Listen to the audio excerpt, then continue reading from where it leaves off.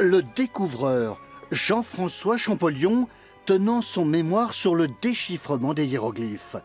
Il le présente à Paris le 27 septembre 1822. Quelques jours plus tôt, le 14 septembre, il a percé le secret de l'écriture égyptienne. Il s'est appuyé sur la pierre de Rosette, une stèle gravée d'un même texte en 3 langues antiques. Il réussit à comprendre que certains signes ne se lisent pas, mais qualifient ceux qui précèdent. Et puis en étudiant des textes bilingues, et notamment la fameuse pierre de Rosette, il arrive à établir un alphabet phonétique et à prouver que certains signes correspondent à des sons.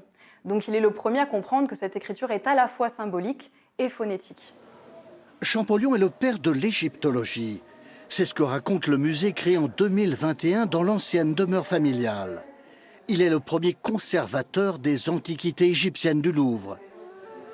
Et il réalise son autre rêve, participer à une mission scientifique en Égypte. Il meurt d'épuisement 4 années plus tard, en 1832, à l'âge de 41 ans. Son frère Jacques-Joseph a aussi joué un rôle fondamental, puisqu'après le décès de son cadet, il a poursuivi ses recherches, il a édité les manuscrits qui étaient inachevés, inédités. Donc on peut vraiment dire que c'est aussi une affaire de famille qu'on présente ici au musée Champollion à Vif en Isère. Le portrait de son frère Jacques-Joseph et le bureau de Champollion ont été prêtés au Louvre de Lens.